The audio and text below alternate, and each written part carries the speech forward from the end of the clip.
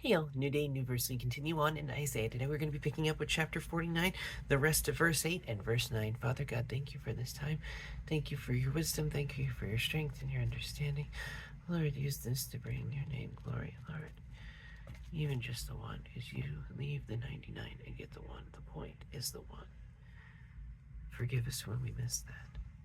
Forgive us when we're so focused on the numbers that we forget the people. Forgive us when we're so busy taking a David census that we miss the inciting source. So that we stop trusting in statistics and start relying on you. You are the one who makes a way. Lord, we trust you. We worship you. And we thank you for fur babies, even when they are sources of chaos. Lord, lead the way in Jesus' name. Amen. Picking up with chapter 49, the rest of verse 8 and 9. I will protect you and give you to the people as my covenant with them. Through you I will re-establish the land of Israel and assign it to its own people again.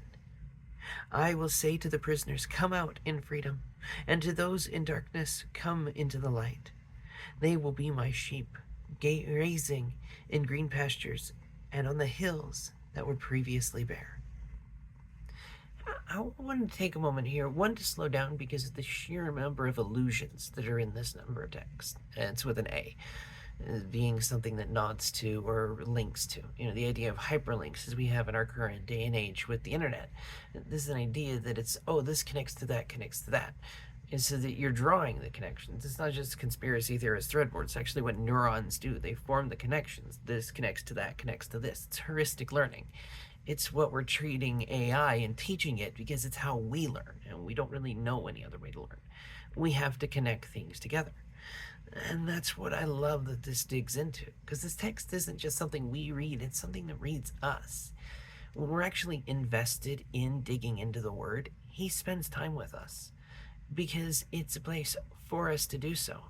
This is a meeting place. He tabernacled among us. He literally tent of meeting among us. He was with us. Emmanuel. All the way through, even the layout of the tabernacle and what it looked like, showing the form of Jesus making a way, the building of the temple of showing the glorious of it, the wonders of the second temple, preparing Israel to understand it's not about worldly style temples. It's about something more, something deeper, something that goes back to the seed of the woman, so that the hearts were changed. Though they weren't necessarily in the time that Daniel was hoping they would be, and that Jeremiah was saying, hey, if you do it, it's only 70. You didn't. Crap. So these words are a reminder to go read in and dig into all of it. That He will protect us as who He is. How many Psalms has David spoken as refuge, his shield, his strength? That He will give you to the people as a covenant with them. I know it's not exactly Psalm 2, but it's what comes to mind constantly, not just the kiss the son bit. The fact that it's like, you're my son, I'm giving the nations to you. You are the one I'm establishing my covenant with. You are the descendant of David. And I recognize, I am a believer that Yeshua of Nazareth is Mashiach. He is the Christ. He is Messiah. And so I'm trying not to let that bias, because using the positive term of the word, I want to be open, and so that it can be completely fair. Not a form of apologetics, but just honest questioning. Usually apologetics seems to be running to the defense of God, and God doesn't need us to defend Him. He just needs us to be honest. What's the point of having all the knowledge in the world if we refuse to love? We're just a clanging gong. What is it to speak in the words of angels if we will not look at our brother and sister, not just another person who's a believer or our kind of believer? And God forbid Presbyterians and Lutherans interact with each other, or let alone Catholics and Greek Orthodox or Protestants with any of them. Pardon soapbox there for a moment. And the world is a tribalistic place now because we taught it to them first. Because instead of worshiping one Jesus, instead of worshiping one God, we pulled the crazy Corinthians and decided that we don't have any unity. And so instead of being unified under Jesus, we demand uniformity, that we all look the same. And that's not what we're called to do. That's not who we are called to be. Each of us is unique. That is why the very end of the Shema is ma'od. It's not the word for strength. It's the word very. It's your muchness, your creativity, who you are. That's what you worship God with. And you let him take off the things that don't belong there. So you're not trying to be perfect in the worldly sense. No. Go dig into the Bible Project. They did it on just this one.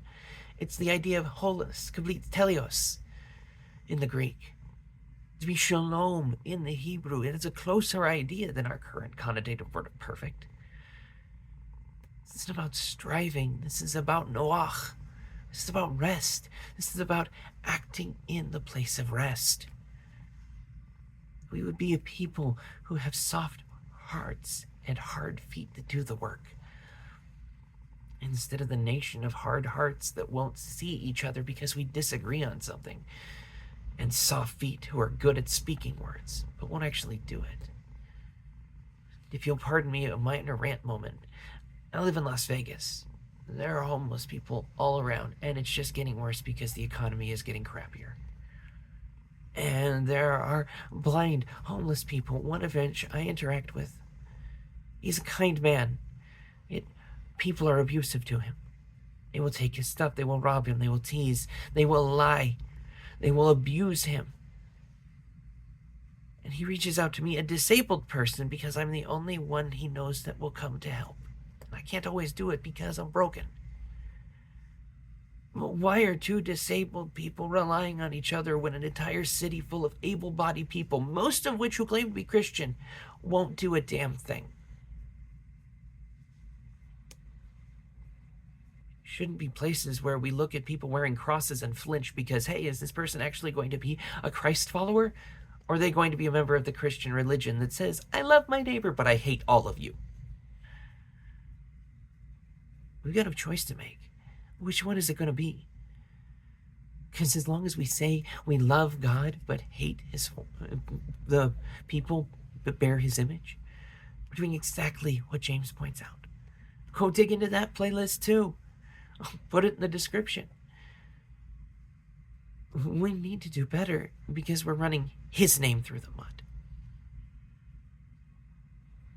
And we do it by laying our lives down, by remembering where he met us, by remembering those places where he protected us.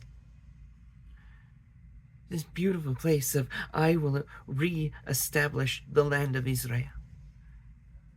I will re-establish the borders of the land of those who wrestle with him.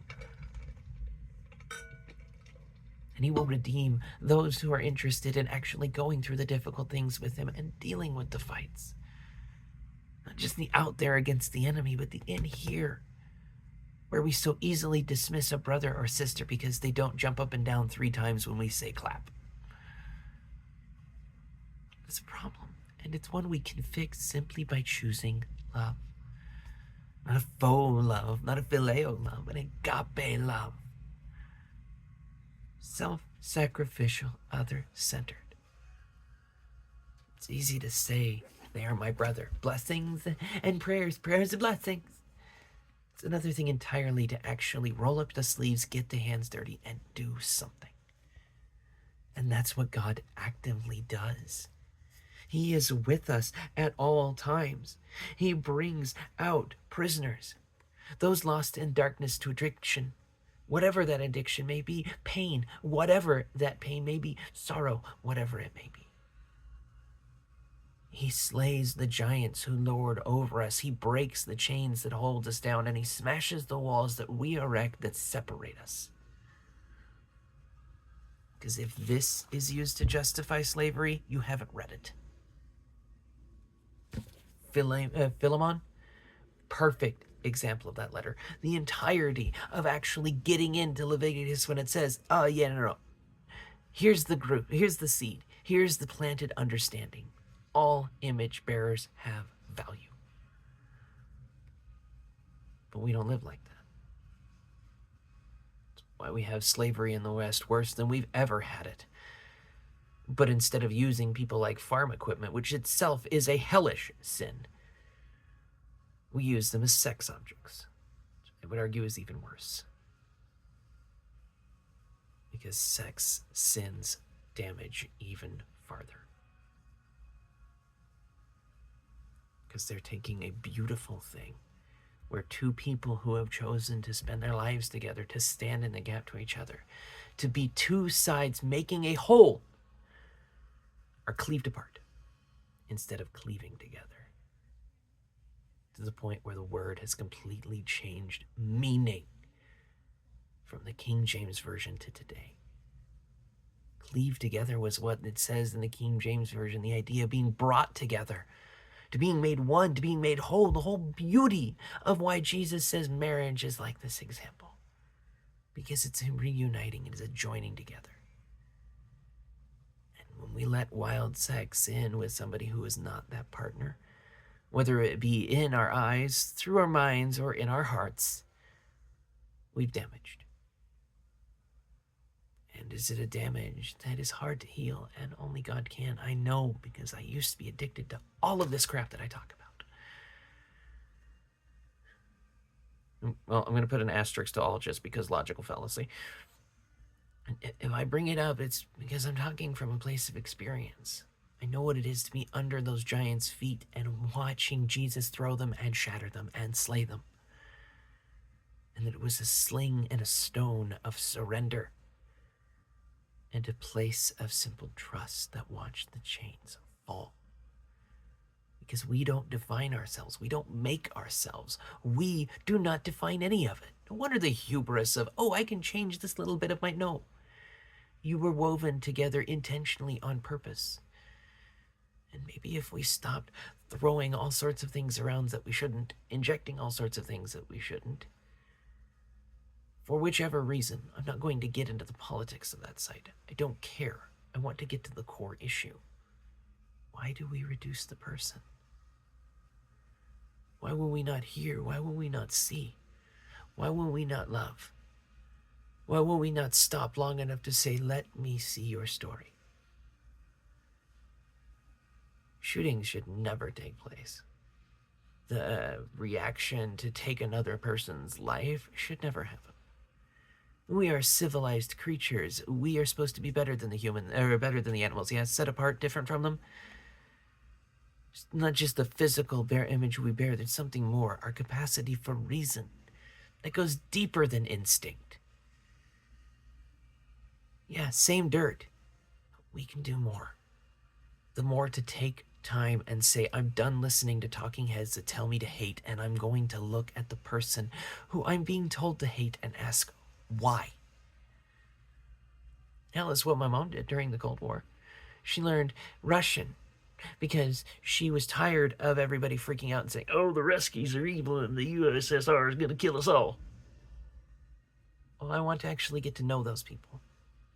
I want to understand them. I want to understand their culture. I want to know who they are. You are not my enemy. They are not my enemy. There is no they or us. We are human. Very tiny species on a minuscule ball of blue in an infinite void of cosmos that is an intergalactic shooting gallery that at God's whim, and it's gone. We are but small fellows, to borrow from Gandalf. Yet God is so intimately involved that when he sees us in chains, he says, come out and be free. When he sees us in darkness, he says, come into the light. And sometimes he will do it by shredding the scales off of our eyes after leaving us in darkness for 3 days. And sometimes it will be striking a latch in the light of a match in a sea of darkness to remember how beautiful the smoldering flame is. To be desperate to keep it going until he finally brings you into light. The darkness that we invite in accumulates over time. And it damages. And it hurts. And it creates holes. And to avoid people using those holes against us, we create walls. And we end up getting chained to those walls because we're afraid to end up lowering our defenses. And so we create a suit of armor around our world and never let another human being in. Very thing the enemy seeks to do. Because when you are hurting most, when you are desperate most, when you are out of hope, when you are fighting, the best thing the enemy to do is to get you alone. Or to worse, let you think you are. So we are never alone. There are more for us than against. It's not just a platitude, it's understanding. The God of the universe who says, be free, sets us free. He says, come into the light, brings us into the light. He says, you are my sheep, and he will shepherd us.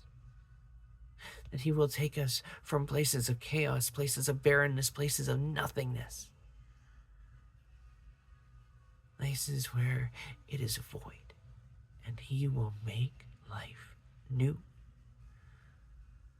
It's not just these words in Isaiah, it's the Ezekiel prophecy, it's the promise. The broken, dead human will be made alive and whole. Simply needing to trust. That's it. Not blind faith. Not, oh, do you still believe in religious platitudes. It's the simple trust of a child to their parent. Just as much as the one who raised you loves you, the one who created you loves you more. And I know that question that comes up. Well, if he loves me so much, why did I have to go through all this darkness, all through this hell, through all this shit? I understand that well. And in an earlier time in my life when I thought about ending it, I asked that question often with the pain that I am in, even to this day. And I offer you the answer now that I came to then. Because the suffering's not about you. These stories aren't just for you. These experiences aren't just for you. This testimony, to borrow the Revelation term, the religion term, isn't just for you. The story is for the next person in line, so that they don't have to go through it too. And if we would sincerely just take a moment and hear each other, if we would take a moment to listen to each other, if we would take a moment to share our stories, what we've lived through, what we've been through, what we've seen, and actually hear each other. Taking a moment to use some of that imagination we have to dream up all sorts of evils and darknesses and worries and fears, and instead using it to walk a mile in another person's shoes and realize, wow, they've seen some stuff and they've made it too. So Lord, thank you that you made them. Thank you that you got them through it. Forgive them for the places where they don't know what they're doing. Because that same prayer is for me. Thank you for getting me here. Thank you for getting me through it.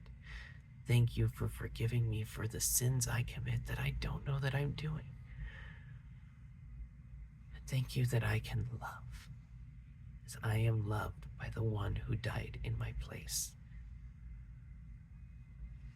You want to know why we keep coming back to the Shema and the verse in Leviticus that Yeshua gave, that Jesus gave, that the Son of God gave?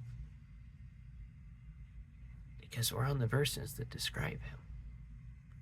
We're on the verses that point to who he is. The fulfillment of the law of Moses. That's who he is. So it is full circle, right there at the cross. From Genesis need of why he came, to Revelation beauty of his return. And all of it focused on a fundamental change in who we are. All born of knowing who he is. That's what separates us. That's what sets us apart. That's what makes us holy. Not God projects, not religious games. Trust. I encourage you, make the choice to trust. It won't always be an option. There will come a day. Tomorrow is promised to no one, so make the choice now. Because each breath is a gift, and you are a miracle. May his favor be upon you.